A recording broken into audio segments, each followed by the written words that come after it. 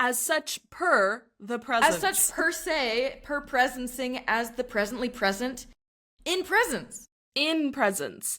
Yeah. I think you really captured something there. We're busting philosophy out of the old stuffy lecture hall and setting it loose on the world of creativity.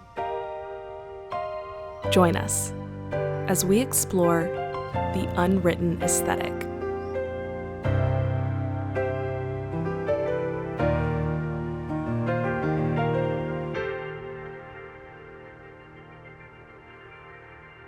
Hello, everybody. Welcome back to another episode of The Unwritten Aesthetic. Episode 4. Episode 4. And I'm just real quick gonna get us started. Is there anything you want to add to the intro before I just totally blaze through anything?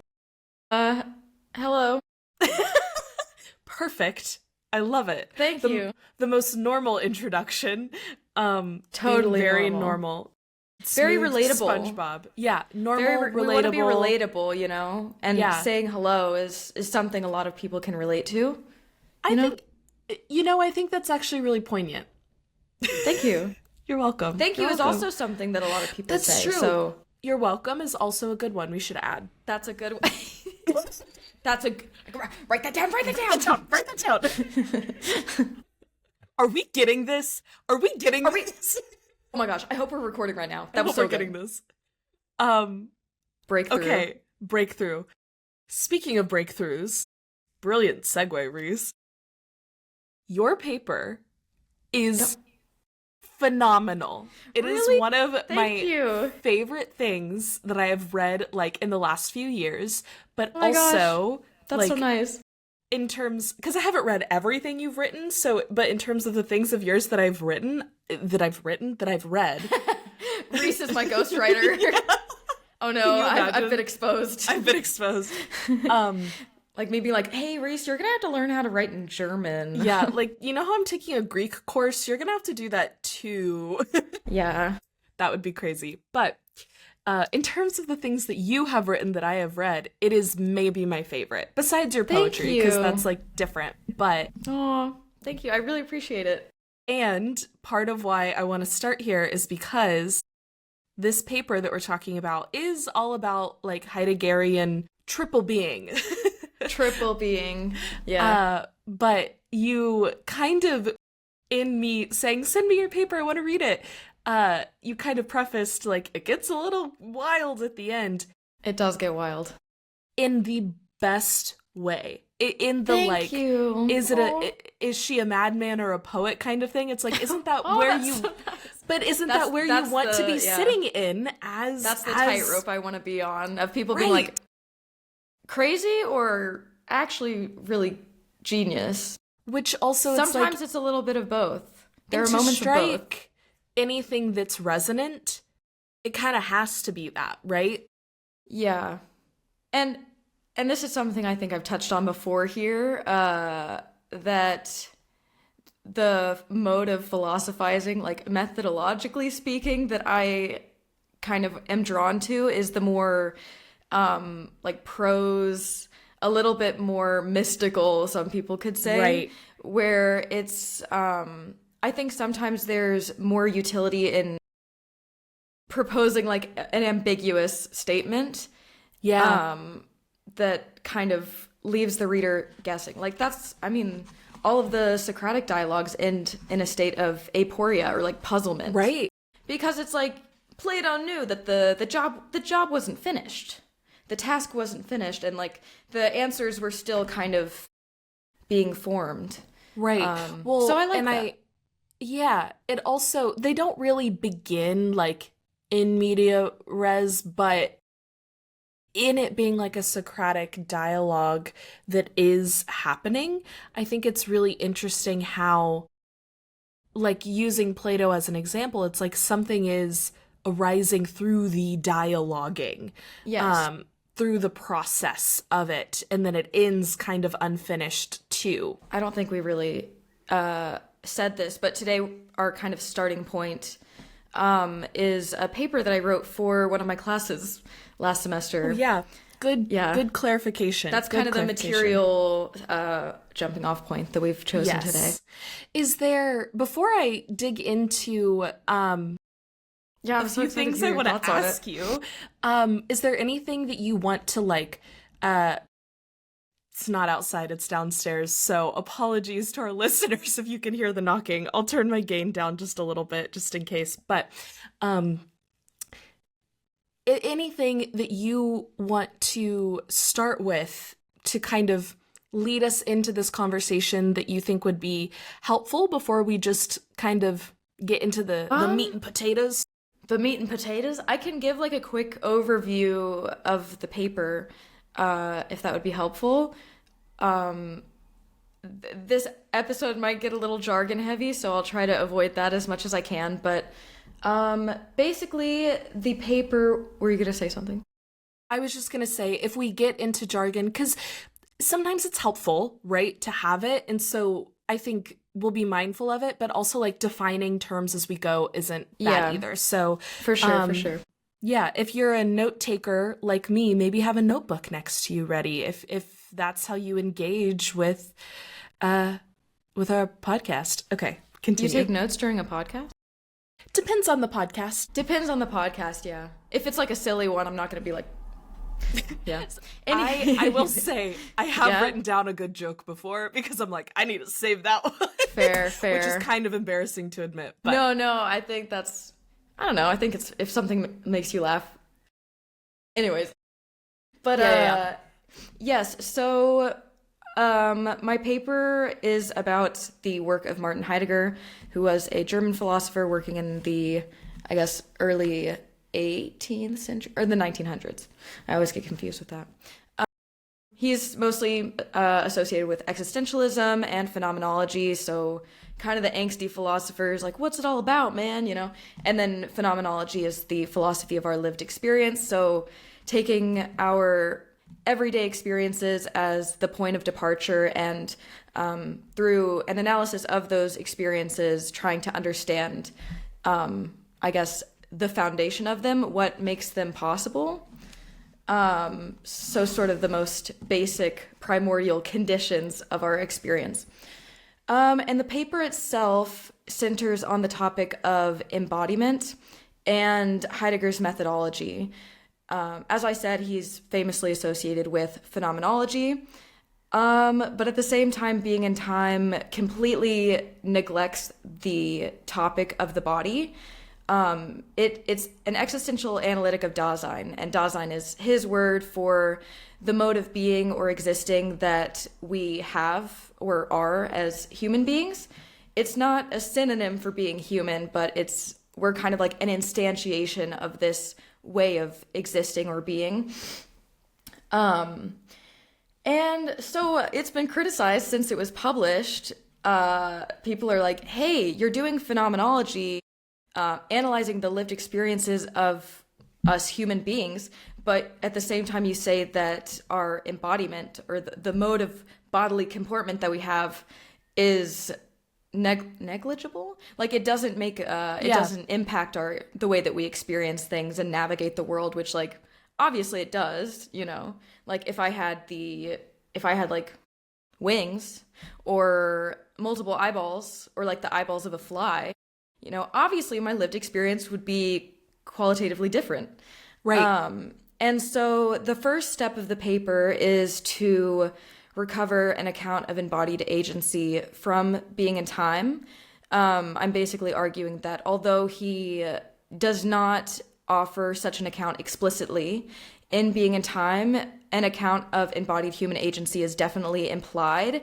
And actually, the ambiguity of it, the fact that he leaves the material or biological conditions of Dasein as a way of existing open-ended, kind of welcomes the possibility of, you know, future, like let's say hypothetically in the future, maybe we are like cyborgs or we all have our little Neuralink or whatever. I hope not, but, you know, like it welcomes, it's adaptable to different forms of embodiment. And so actually I think it's quite applicable because of the ambiguity, but that's another can of worms. So the first step is saying yes, it's definitely possible to recover an account of embodied agency from the phenomenology of being and time. But then the more interesting question is to ask, if it's implied, then why didn't Heidegger just save himself the headache of people, you know, really being like, hey, why didn't you talk about this? Like, for his whole career, people were like, you neglected the issue of embodiment. And I think that's when I said, like, it gets a little crazy, because I think what he's trying to do is to find an account of the foundation for our experience. So it's about the question of the meaning of being. So how are beings intelligible or understandable in the way that they are? You know, why do I understand this as a pen? Why do I understand that outside as a tree? You know, like how these concepts form and how we kind of segment our reality into these meaningful concepts. And the foundation for that, so the condition for the intelligibility of beings, or how we understand beings, is for him something non-metaphysical. So it's not something material, as like in Cartesian dualism, it's the metaphysical subject. So every truth claim we might have is grounded in the subject, which makes all truth claims subjective, but that's also another can of worms. Right. And so what he's trying to do is say, no, if the foundation for our experiences is not any sort of metaphysical entity, then what is it? And I'm trying to provide a brief overview. This was a long, brief overview. It's doing a great job, though, because, I mean, the paper's, what, like 25 pages? I think a minute or two is fair to give it for an overview. Yeah. And then it gets into the three beings. Basically, I guess to sum it up, the only way that we can understand things as the things that they are, the condition for our experiences being intelligible is the fact that we already exist amidst beings as a whole, and not beings as like a pen, a notebook, a table, like just like existence, like stuff, like, you know? Yeah. Before we divide it into concepts. The condition for us being able to do that and to create these meaningful concepts is we have to already exist within a world of things that we can make the concepts from, and not in a material sense, which is why it's weird. And like, it gets a little complicated because obviously I'm not saying that the world doesn't exist like physically, and that we don't exist physically, because we do. And later in his career, Heidegger does admit that, like, Dasein is, in each case, materially embodied or something like that.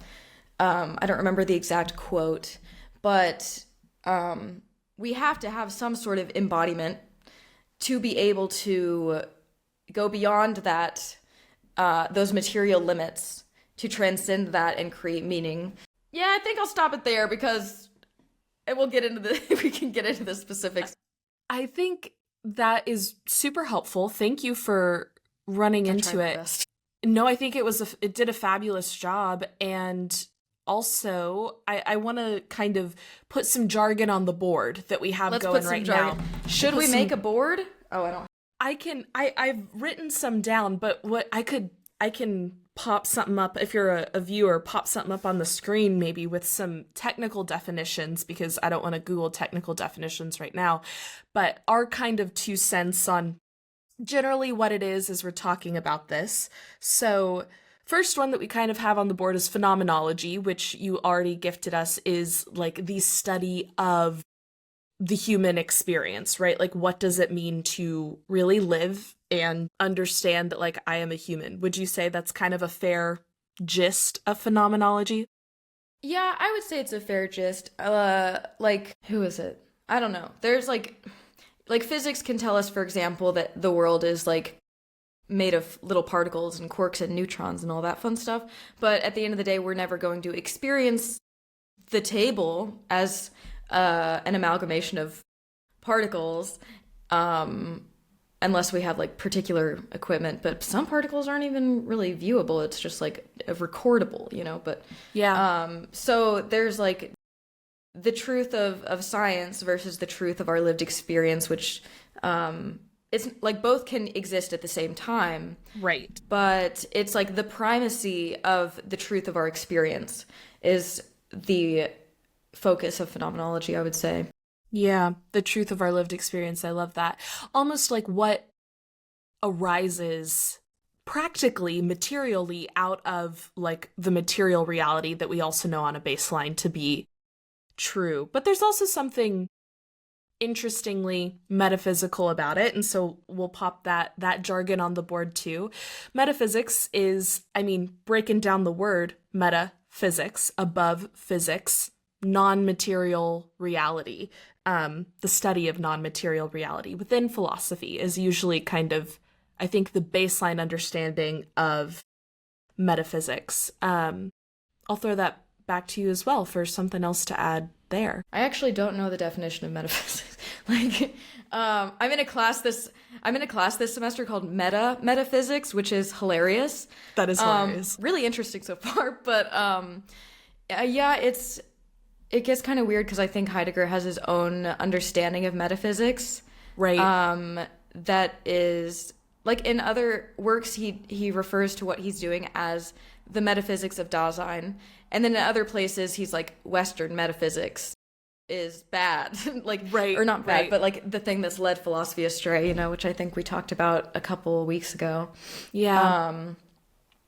Yeah, I guess Yeah. probably the best example to go back to the phenomenology thing of what being in time is most known for, I guess, is in Division One. He gives he analyzes what he calls the everydayness of Dasein.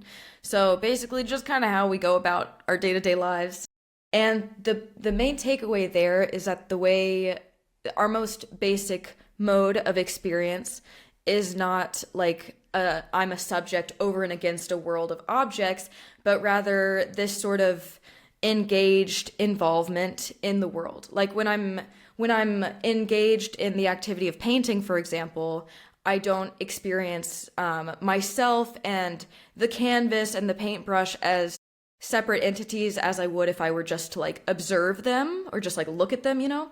I do become aware of them as distinct objects when, for example, I discover my paint palette is dried up or my paintbrush is not well equipped for the task at hand. So when there's a sort of breakdown in the everyday, that's when we are able to become aware of the fact that this is like you know, like it's not until the things break down that we are able to get a glimpse into this most basic structure of our experiences, Right. where we're kind of like Almost like snapped out of it, and then it's like, you know, at least that's part of systems. his methodology, which is like a breakdown in the everyday, or like a breakdown in spatial experiences. So when we are trying to like use something and we discover it's actually like, oh, let's say I wanted to wear a particular sweater, and then I discover that I actually left it in home, like at home in Texas. Then it's like, then the idea of this like geographical distance becomes salient to me. Yeah. But otherwise, if the sweater was here and it was just like it was in the basement versus I don't know. Right. Yeah. No, it's almost like in the system not flowing. Like when Yes. a road bump is hit is when you're aware of how the car was moving, right? And in it just going, it doesn't really call your attention to it. This is kind of a side note, but I've always thought it interesting that he almost always talks about this in the framing of a breakdown, because I think it can also be a breakdown in that it's a positive experience too. Like it's a breakdown of the flow, but that it's not just like, oh shit, my paint palette's dried up. It could also be a breakdown in the sense of, whoa, those leaves are like so beautiful. And that's Right? like a breakdown Yeah. of the normal flow of our Right. kind of Yeah. going with. Um, Yeah, but yeah, The the analysis of everydayness is very much based in like work. Um like the cobbler making shoes, or like a carpenter or whatever making a birdhouse. So it's kind of limited in that way yeah, because obviously I'm not like painting all the time, and and and there are like certain qualities of the equipment in question. Like, for example, if I wasn't aware of the utility of, or like the benefits of using one certain sort of paintbrush over another, for a particular part of the painting, then like knowing that and being aware of those qualities of the objects themselves is useful. right. But even then, it's not the objectness that's really the most basic thing. It's like the in order to of the paintbrush. Yeah, What It's not like you can't just stop at being aware of the physical qualities. It's like the physical qualities make it an apt piece of equipment for like writing or yeah, something. yeah. Well, and I think within that, like, at least what's really obvious to me is like with it being for Heidegger, like the breakdown of the everyday is almost what allows us to notice the systems of his metaphysic to arise. Is it calls so much attention to how we live life so differently now too. And the Yeah. idea of a breakdown in the everyday, it's like, well, that really bears the necessity to define the everyday. And I think that that's just an interesting project in terms of application, I guess. But Yeah. Yeah. yeah, I mean, I think one idea in being in time that's very applicable to like the everyday today, where it's like this very technological everydayness, is the idea of, I guess it would be like deseverance or de-distancing or bringing close, where basically, on his view, our experience of space is primarily one of bringing things close, so bringing things within the sphere of our involvement. And yeah, sometimes that involves a shortening of physical distance, Like some things are more accessible than others because they're just close by. But first and foremost, it's bringing them within the range of our concern. And technology is actually a really good example of this because with, the internet, for example, I can bring a whole world of information. Like I can understand what's happening across the globe. I don't even have to leave my couch, yeah. I can just, and so that's a sort of phenomenological or phenomenal bringing close. Right. Well, and I think so Yeah. much more is desevered now in that way. And I was actually in the Making Meaning episode that's coming out tomorrow at the time that we're recording this. I was talking to my parents about the difficulty with like justice work as a thing, because it's almost like the older you get, but also the more information you get, the more and more pressing these things seem. But it's so utterly overwhelming to be like, I need to be an anti-racist, an ally to the LGBTQIA plus community, a feminist, and like understand indigenous populations, people of color. Mm-hmm. And I also want to be like class conscious and economic justice and unions, and like we can go on and on and on and on. And all of Mm-hmm. these things have been, even though I wouldn't say we're aware of them like 24/7 the way we are of this other kind of flow, we're certainly desevered from them more than we were pre-internet and Yeah, pre yeah. like the Yeah. information age, which is Right. just, I think, absolutely applicable, like you were saying. And I do really like the example you use in your paper of like a glass of water versus a pen. It's like if you need to Mm-hmm. write a paper, even if the glass and water and pen are the same distance from you, the pen is phenomenologically closer, whereas if you're thirsty, the water is phenomenologically Yeah. closer. Even if the Yeah. distance hasn't changed. Right. Yeah. And what you were saying about kind of this pressure to become more aware and more kind of involved in I guess social justice causes and stuff like that, and to stand up for things that are happening like way like far away from you because of technology. Yeah. It's definitely a double-edged sword, you know, because that's good. I mean, to have Yeah. people's awareness growing about a thing can definitely lead to it, you know, that growing attention can lead to actual positive change. Yeah. But it reminded me, I think it's Marshall McLuhan's Understanding Media. I think that's the title of it. But he talks about this in the beginning of the work. And it's one of those books that was written like decades ago, but you read it and you're like, this sounds like it could have been written yesterday. Yeah. In terms of like his analysis of how technology is kind of shaping the human condition in a really interesting way. And I'll have to find the page number. I want to say it's in the some 70s. I want to say 73, but that's just, I haven't read this book in years. So That would be really impressive. that's just a shot in the dark. But if that ends up being the page number, Which you'll be crap sure is real. you'll be hearing about it next week. Yeah. Yeah. Yeah. I think too with that, like, I want to emphasize what you said about the importance of these things and how it is positive in the sense that like it can lead to real positive change.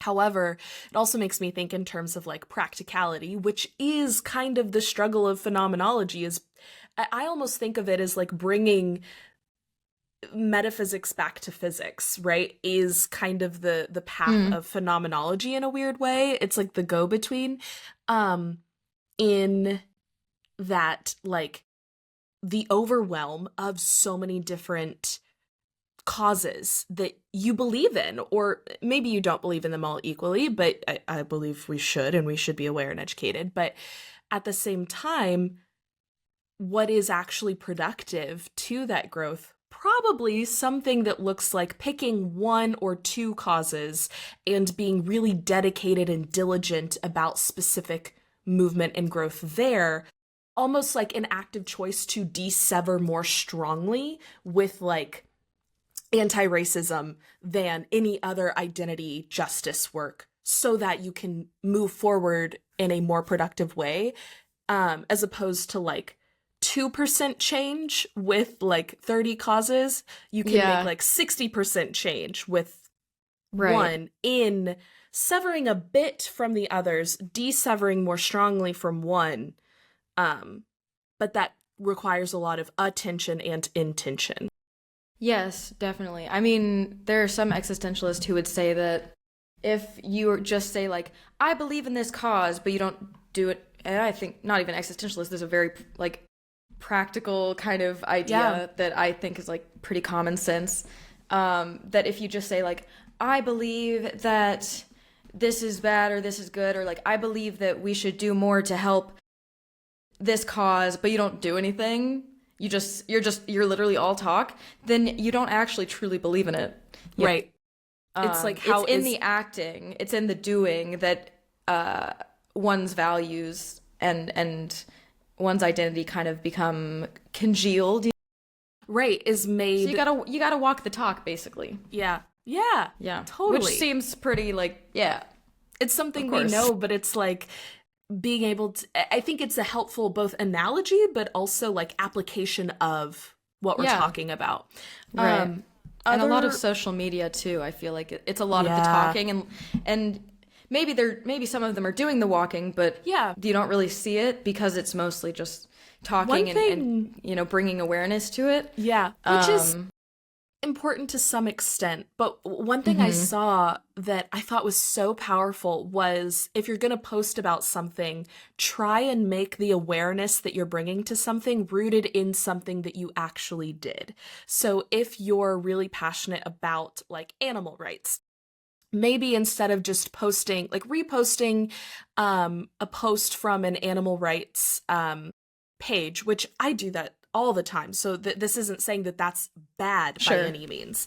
Right. But in terms of wanting to maybe ground it into these ideas that we're talking about, like go volunteer at an animal shelter and then post a picture of you having volunteered, link to this animal rights group, and talk a little bit about why it's important. And so you're still doing the awareness education piece, but you're grounding it into the lived reality. Yeah, I think.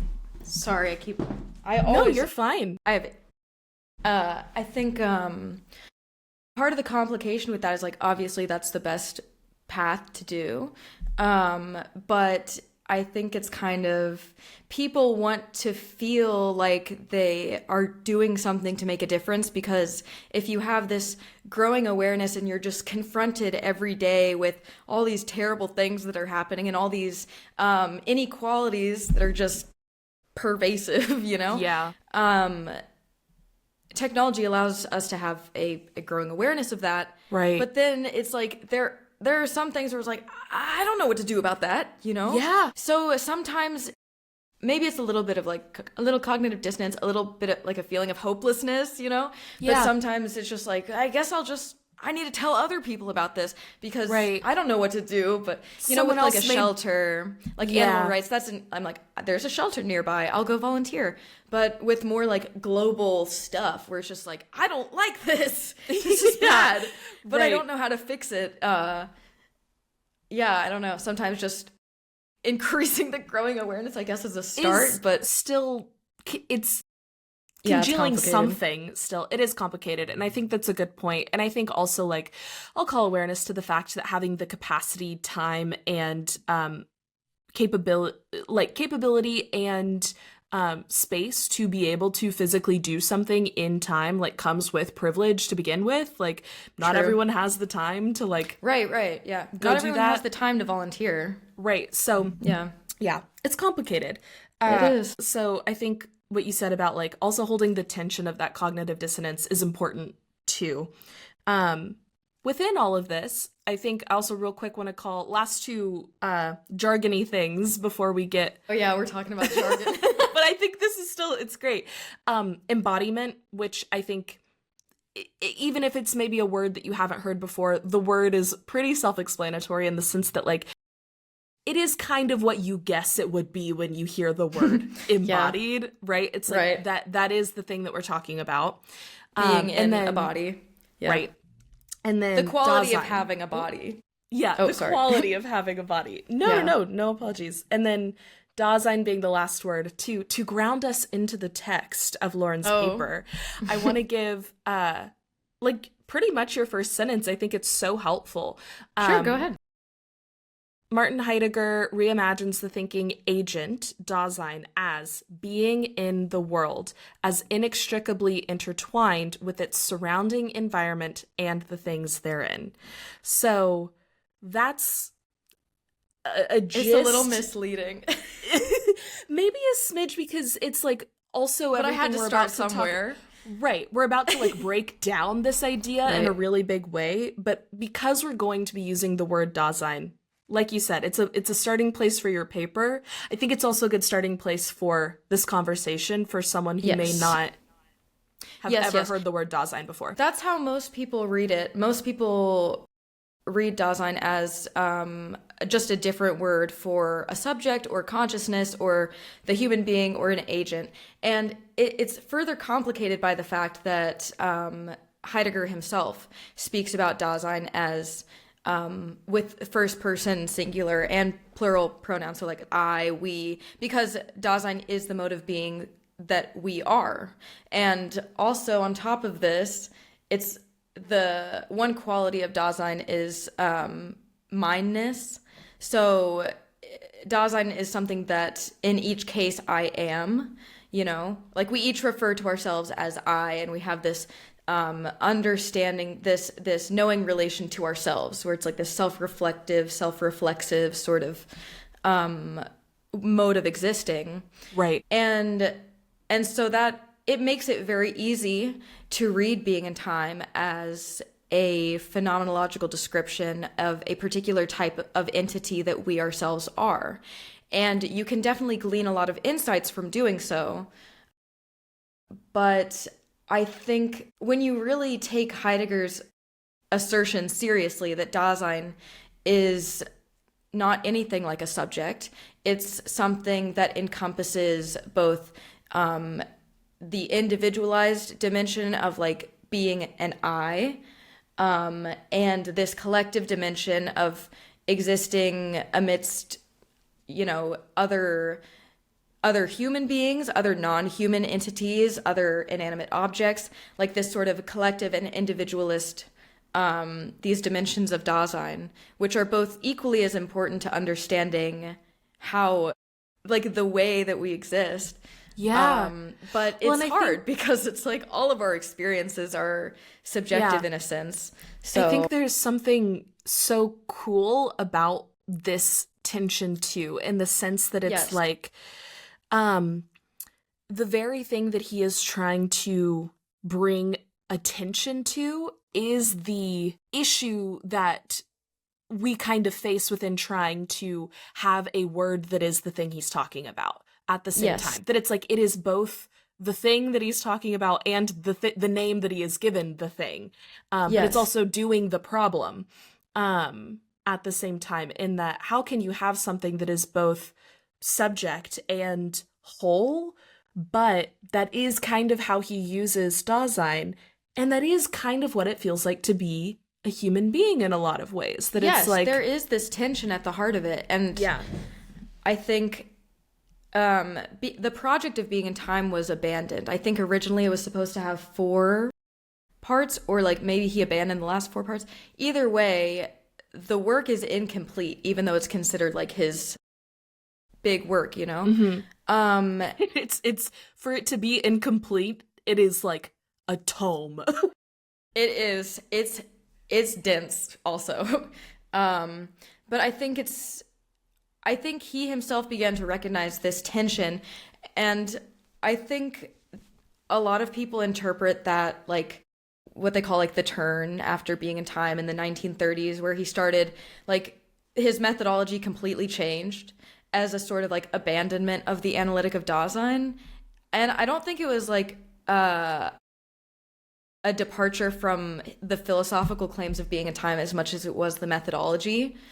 I think he realized that this very structured and methodical analytic was, it would kind of be, I don't know. I don't really know. I think he just found out that it was like not, and he himself admitted at the end of Being in Time that like this is just Right. one way of doing this. And I think it's really interesting to think about if he himself recognized that there are different sort of methodological avenues for understanding this question of what is it that makes our experience of beings as meaning something possible. Yeah. Um, and if it's not the subject, like the Cartesian subject, then what the heck is it? You know?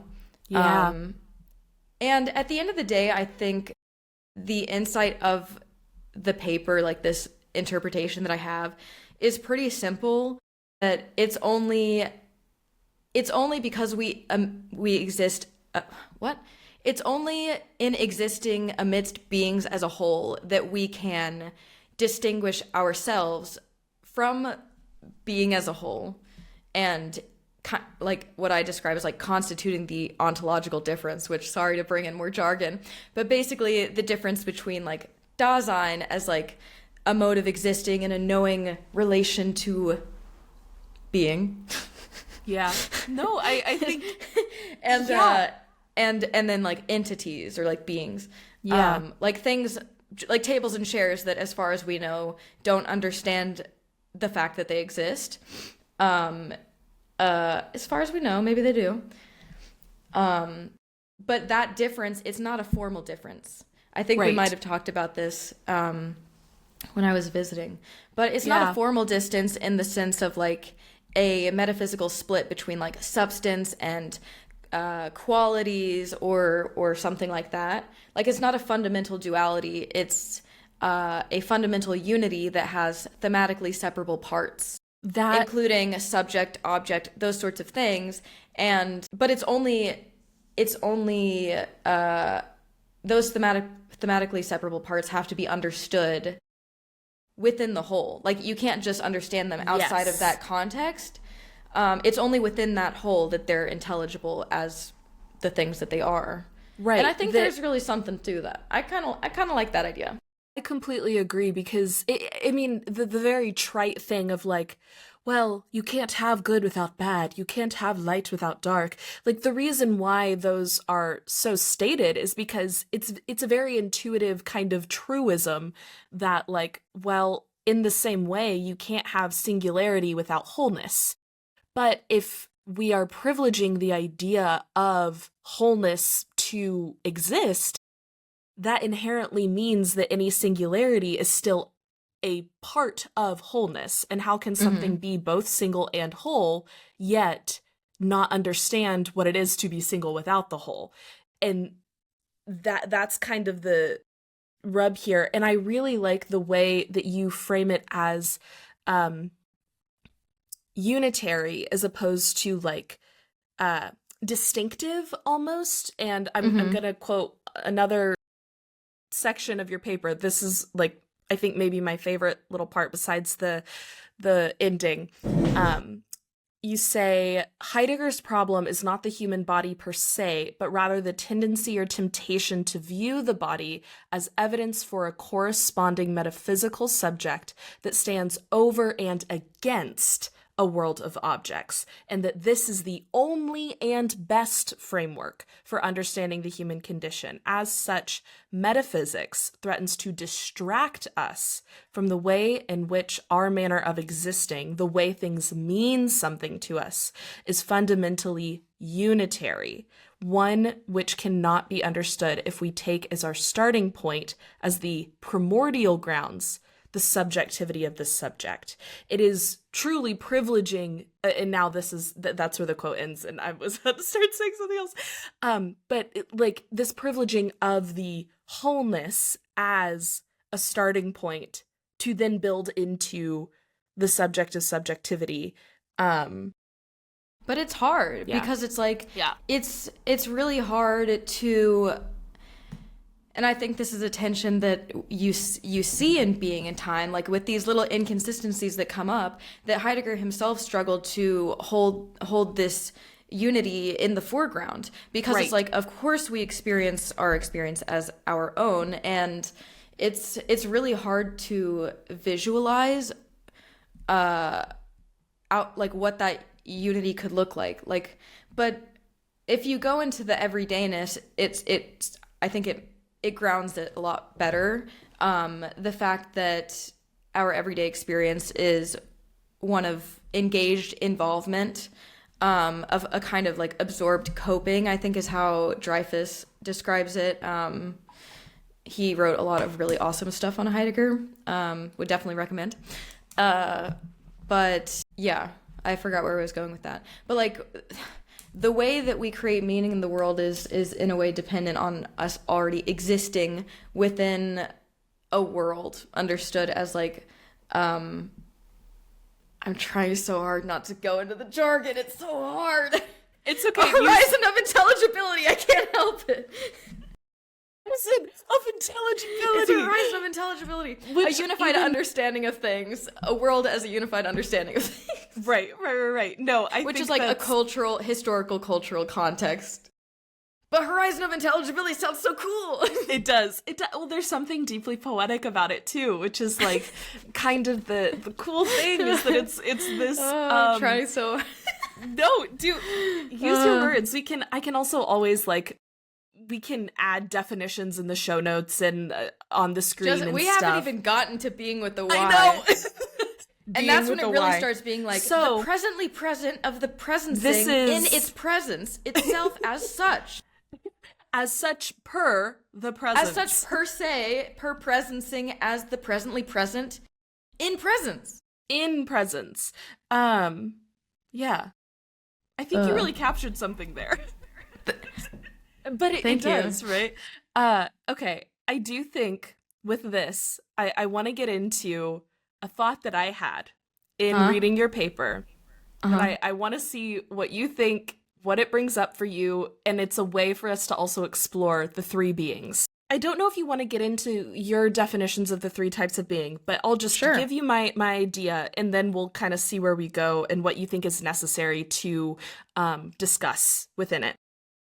When you were visiting, we were talking a little bit about how I've been working through this idea of like the hard problem of consciousness being really similar to the explanatory Yeah. gap in quantum physics, Yes. and how the hard problem of consciousness is this idea that like how can a non-physical thing like consciousness arise from a physical thing like our human body, like the brain, and then consciousness be embodied in this thing that we are, Mm-hmm. right?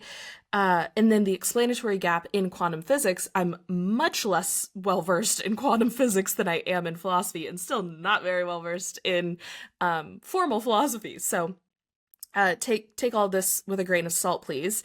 But the explanatory gap in quantum physics is the idea that we see things as particles, like kind of instantiated in the moment, but we also know that everything is existing as a wave at the same time.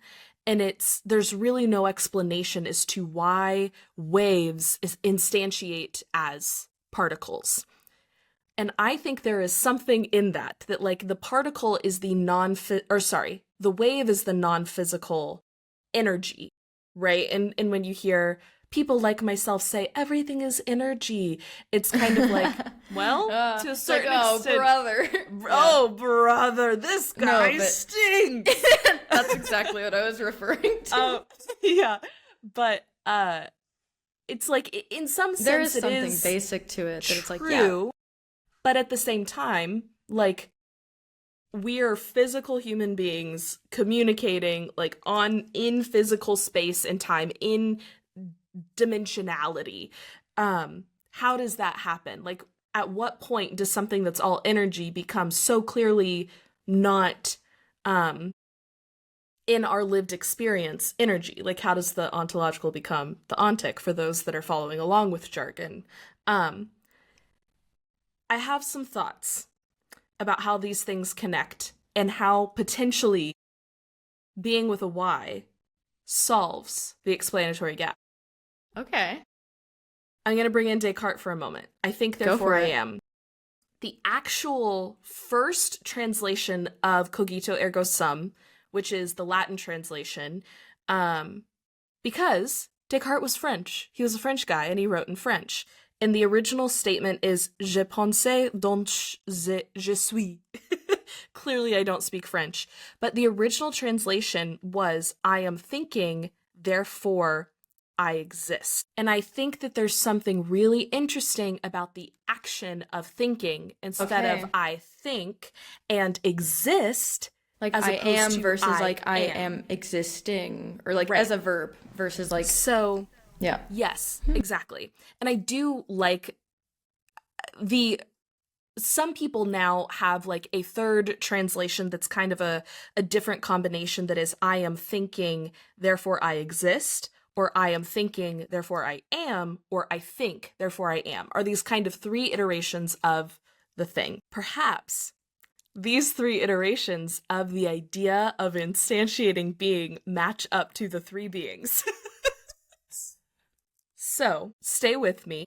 Uh-huh. Being with a lowercase b is a particle in quantum physics, Mm-hmm. is I think, therefore I exist.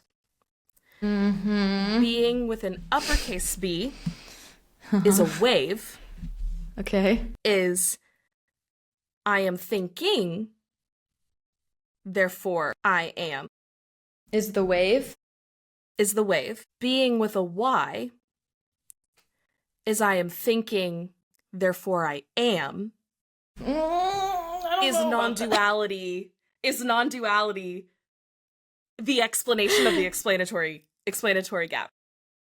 Non-duality? Yeah, like that there's actually not a difference between the particle and the wave. They are the same thing. And kind of what you say in the paper about how Heidegger says at one point, like, the problem with metaphysics is that it Oh, was it the one that I just read? I think it was in the one that I just read. But like the tendency to view the body as evidence for it being the only and best framework to understand like what's going on here, that Mm-hmm. like a privileging of this physical experience as opposed to metaphysical experience, um that in non-duality there is no such thing as the non-physical and the physical. They are one and the same. And I think My that laptop's too far is from me now. Sorry. the kind of convening point of, at least based on my interpretation of your paper, my reading of your beautiful words, being with a Thank you. Y, and that it kind of yanks us. Being with a Hmm. Y is the thing that yanks us into liminality between particle It and is wave. it is the liminal space. It is Right. the liminal space. And It's the clearing yeah. that allows us to differentiate between the particle and the wave. But before getting back into that, because I do like that comparison to the quantum mechanics stuff, Okay. I think quickly we need to define the three beings that we're referring to. In being and time, it's common. Well, there's Sein, ein Seiendes or das Seiende, and then Sein with a Y instead of an I, which actually doesn't appear in Being and Time. Heidegger starts using that mostly in his Holderlin lectures of 34 to 35, I think. It doesn't appear in Being and Time except in the notes written in Heidegger's edition of the book that were published later in a German edition. But anyways, Sein is usually translated as being with a capital B, and this denotes the ontological, which concerns the mode of existence of beings, in a nutshell. And ein Seiendes or das Seiende is usually translated as lowercase b being, to denote the ontic or ontical. And ein Seiendes is usually, like I said, it's usually lowercase b being.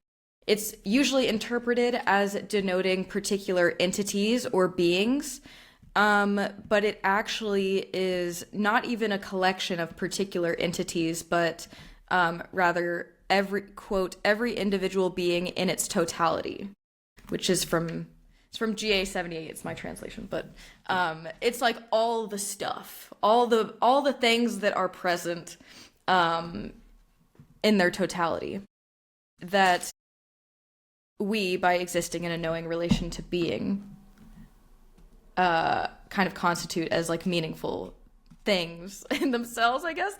I don't know. Yeah. And then being with the being with a Y is actually the archaic spelling of being, and it's likely that Heidegger started using this following Holderlin, who also uses the archaic spelling, as it's in his Holderlin lectures that he first starts using this spelling prominently, but he didn't use it consistently throughout his career. And I think after the 1950s, he didn't use it at all, which is also interesting, perhaps signals another sort of methodological crisis. But let's see. How did I define that? Basically, it's the... You want to help me out here? Let's see. Okay, I'm looking at the paper. This is when I start getting like... Basically, it's really funny to me. It serves as the foundational... it serves as the foundational backdrop against which Dasein discloses different worlds. It's nothing like a fixed entity or metaphysical substratum, but is rather a, quote, positive absence, end quote, an abyss or in-between from which different understandings of being emerge and endure. So, how does he say it? Oh no, I messed up one of my parenthetical citations. You're gonna fail. I know, I'm gonna get a terrible grade. He says, beings are being with a Y essences. So, but it's Dasein, so that's not a helpful quote at all. But basically, it signals the event-like and dynamic nature of capital B being, kind of focusing on the verb-like quality of how particular entities come into presence and acquire stable meaning. And they do so through our active involvement and engagement in the world already. It's only through existing already within being as a whole that we can differentiate beings in that way. So it's kind of unnecessary. Like, I don't think he needs to signal it with a new word. I think it actually complicates things more, because as soon as you name something, it's really easy to think that it's like, oh, that's a thing. That's like a thing. I think that and is it's so kind hard. of, Like, it sounds like functionally, it sounds like a substratum. So it's like, maybe just don't call it anything. Maybe just don't go there. Well, I do think that speaks to what we were talking about earlier about like Dasein holding like the definition of the word is almost like non-definitional in what it's talking about. Like, it resists definition in that way, and I think that that's kind of the issue with adding this thing in that feels like a substratum that's like, so because now there is like a difference in this other thing, it almost takes that element out of the original Dasein. Even though, shouldn't it be a part of Dasein too? Well, it is actually, and this is kind of part of my argument, but it got very confused. I'm still confused about what I was arguing, to be honest, but I'm not. I'm perfectly clear about it. Yeah? I'm glad one of us is. I think I'm not clear. I'm certainly not clear about the conclusions or anything. I was making a joke in terms of like, I'm not clear, but I think your argument is very clear. So I think maybe this is, the human being is the site at which being with a Y is, as an opening up or leaving open that gives capital B being. So like that we give meaning through existing amidst this, like we are the clearing, the site at which meaning comes to be. Hey, can I add in another word for instead of like sight? Because there's something about sight that I think speaks to what you're talking about. Perhaps? Right, like the event, the instantiation of it, like in time. Is it a portal? It is the event. It's the event and the site, because in virtue of being the event, we are the site as being there. Dasein literally translated is being there. Well, and so... no, actually, literally, it's there being, but there, there. Yeah. So, is it a portal? Is it a portal? Between the beings. Sorry, I just, knowing your relationship to portals, that kept coming up for me in the paper. It's like a circle. It gets really complicated. Like, the human being, the fact that we are materially and biologically embodied as human beings is a precondition for us being Dasein as a knowing relation to being. As having that mode of existence, we have to be materially embodied somehow. It's contingently it's a contingent truth that it's a biological human body. It could theoretically be something completely different. We don't know. But it is that material instantiation is a necessary condition for Dasein as a mode of being to exist at all. But it's still different in the sense because material instantiation is not the only precondition for the existence of Dasein, as like an individualized thing. That's not the only precondition. It's also this being as a whole that we are materially instantiated in. It's kind and within of like... that being as a whole, we're also kind of thrown into a world of stuff already meaning stuff. Like, we don't each make our own meaningful worlds. Anyways. No, I think that's really valuable, because a thing that I'm also thinking about, I'm forgetting who said this, and when we do show notes for this episode, hopefully it's gonna be extensive. It's gonna be extensive. Hopefully we'll be able to find I'll be able to find the reference. I didn't realize how difficult it would be to talk about this paper, because I'm like, capital B being, lowercase b being, and being with a Y instead. No, literally, as I was sitting down making notes with like the thing I wanted to talk about, I was like, how do I say this? Language is wild, which is actually kind of related to what I want to talk about, in the way that for this kind of like like circumstances that are required, and the word is leaving me, but like the pre-required circumstances for Dasein. Like the preconditions? The preconditions, maybe? That's what I'm thinking of. Prerequisites also the prereqs. Prereqs.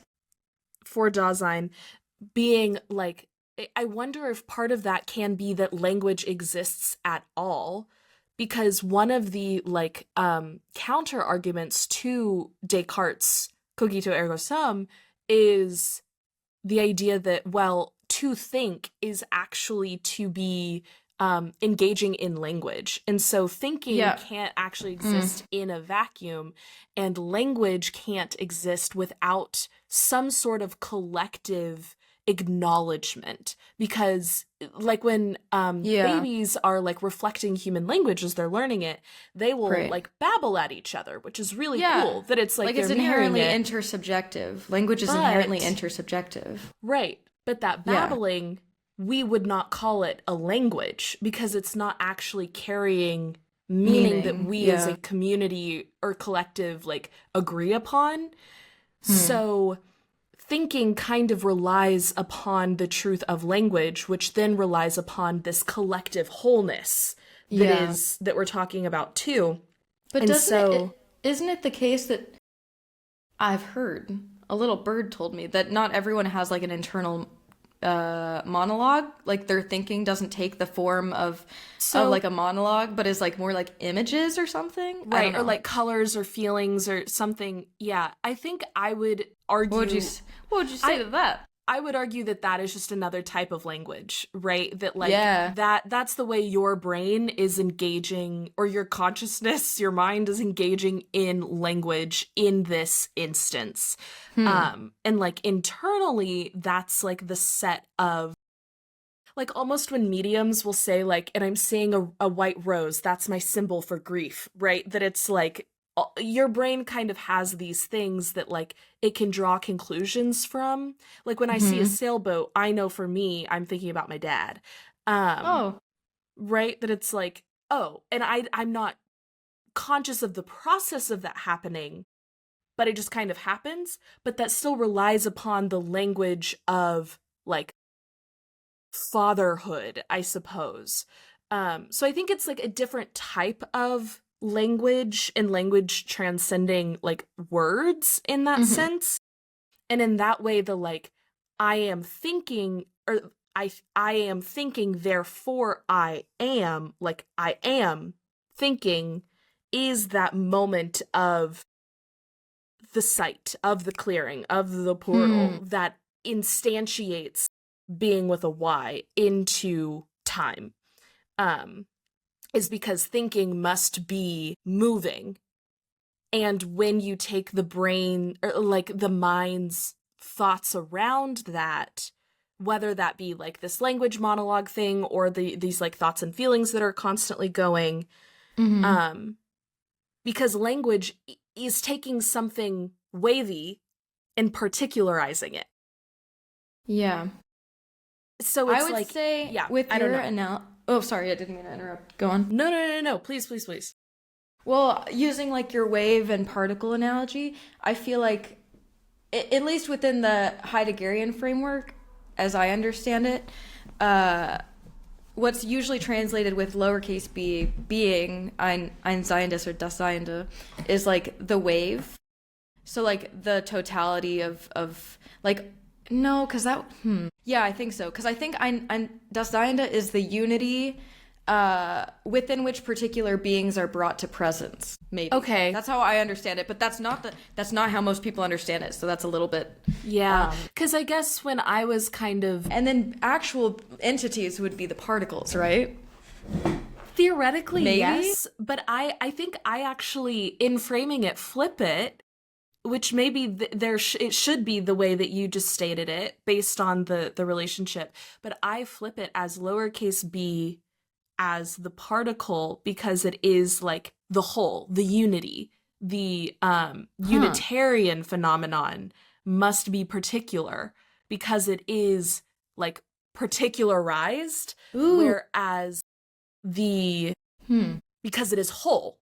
And then when we're breaking it into parts, like the parts are particles in a certain sense. However, I don't think of myself as like a fragment of the particle. I think of myself as like doing human.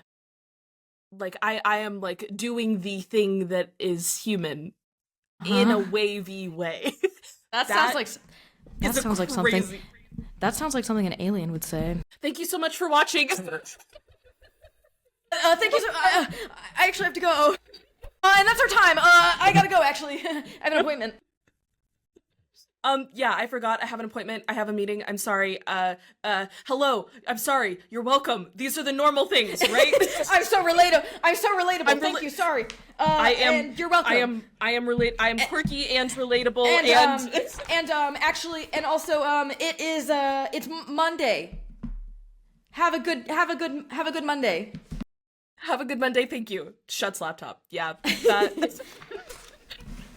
Anyways. Wait, that's crazy. Why do you say that sounds like that's what an alien said? One, so I can study how to not give away my alienness so much, but also, I'm trying to remember what I even fucking said. What about that? Yeah, actually, that's a really interesting point. What about that? Like you're human, so like what would you say if you think you human? Like, no, just like curious, like hypothetically, like what would you say if you were like, trying to like convince people that you were human? If you were an alien having a conversation about what it means to be a human being, what would an alien I would probably not say? What, like, just hypothetically, like, just for fun, like, what would an alien not say? It's kind of a fun thing to think about, right? Like, just, like, it's so silly. Fun. It's so silly to think about. We're having so much fun. This is fun. We're having fun, right? I'd probably say like humans are we as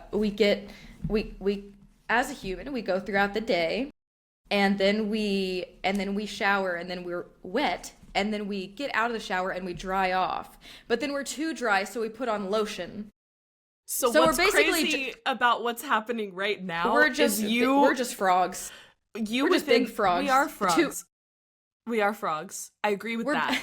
I also, I once described, like human beings are just like big wet donuts with legs walking around talking about logos, and nobody thought it was funny, but I think it's funny because the digestive system is basically just one long tube. So we are essentially a donut, and we do have legs, and we walk around and we talk about logos as if we're not just like a big wet donut.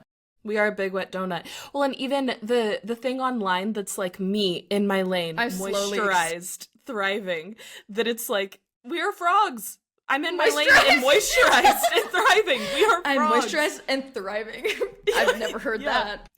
Oh, I've never heard meme that. insert in the video version. Yeah, I want to see here. This. So we can see. I'm slowly exposing throughout the course of this podcast just how weird my thought process. No, okay, I'm like, we are just big wet donuts talking about like ancient Greek.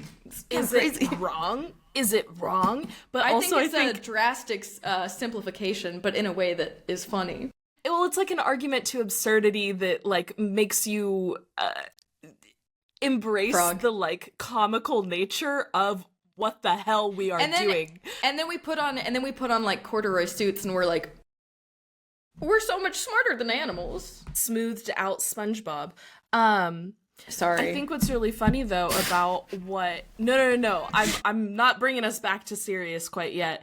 But in you describing like you as a human explaining to an alien what happens with a human, you immediately started with we go throughout our day, shower, get wet, and then we're dry, so we moisturize. We're too dry, which is the most alien description of what being a human being is. But it's like there's so many like I don't know, it's just kind of funny, like the absurd when you like take a step back and there are so many things that we do that it's like I put on makeup this morning. What? Yeah, at the beginning of when I first started my program here, I would like it was a new school, new semester, so I'd like do my makeup all nice. And then after a while I was like, I'm getting all dolled up to go philosophize. Imagine how silly that seems, to be like, but yeah. But at the same time, it's like it's nice. There is something. It's nice to look pretty and like feel pretty, right? Yeah. Well, and but it is funny. Rarely wear makeup on a daily basis. My makeup routine, I wear minimal makeup on a daily basis, but like today I did like a casual medium full face. It looks medium good. face. Thank you. A medium For why? face. no real reason. It's not like I any other episode of the Unwritten some days Aesthetic, I it's just haven't like, put makeup on. Some days you just yeah, want to. some days Yeah. that's just the vibe.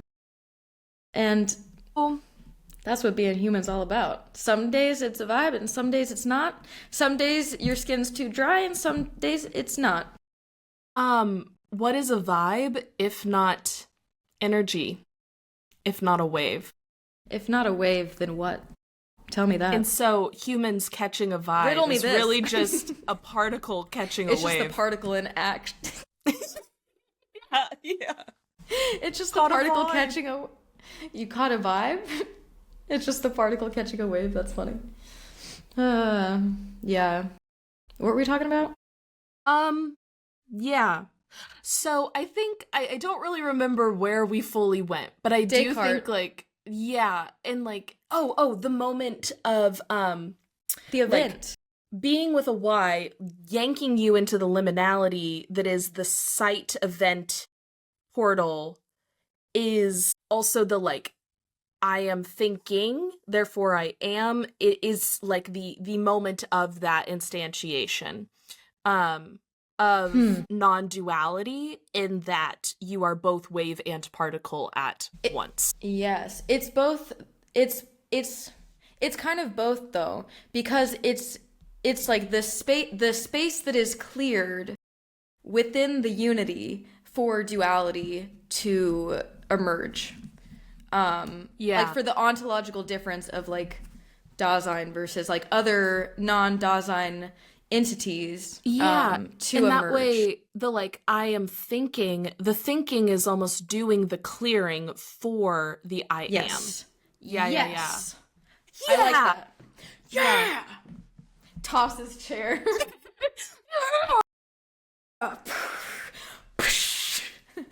Well, Getting amped up. I am too. Heidegger gets me so amped, man. It literally does, though. I have a Heidegger does. reading group later.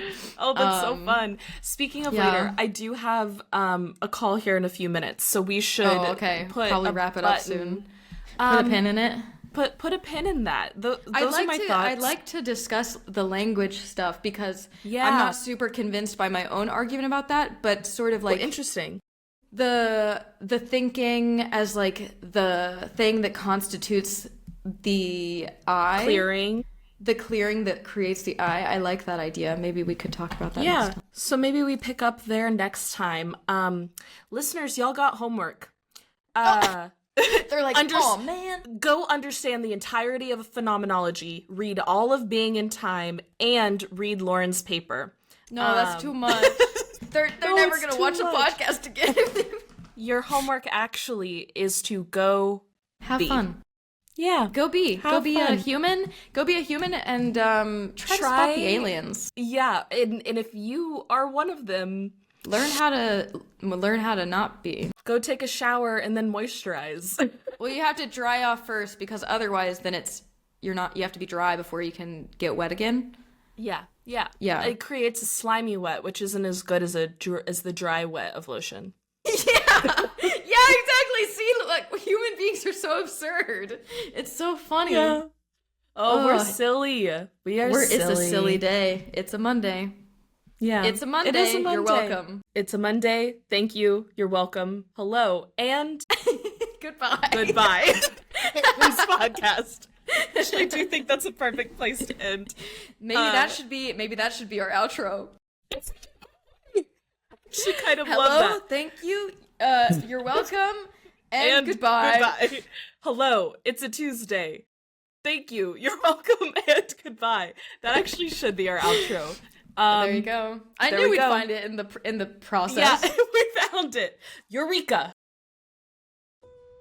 The Unwritten Aesthetic is a bi-weekly podcast from the Cohere collective that features philosophical artist or artistic philosopher Lauren Bush and question asker and meaning maker Reese Brown. Please subscribe to The Unwritten Aesthetic wherever you may be listening, and if you enjoyed the episode, consider leaving us a like, a 5-star rating, and or a review. And sharing the episode is a really wonderful way to kickstart meaningful conversations in your own life. If you want to stay up to date on all things the Unwritten Aesthetic, you can follow the Cohere Collective on any social media platform at the Cohere Collective, and check out our other content and offerings at thecoherecollective.com. To explore Lauren's work, head to laurenbushpaints.com and follow her on Instagram and YouTube at laurenbushpaints. If you're interested in working with Reese to find and pursue your purpose, head to thecoherecollective.com to explore life coaching options. A huge thank you to Jack Corbett for the Unwritten Aesthetics music, and thank you all for being here today and exploring the Unwritten Aesthetic with us. As always, we hope you feel like you are living more coherently. Until next time, love.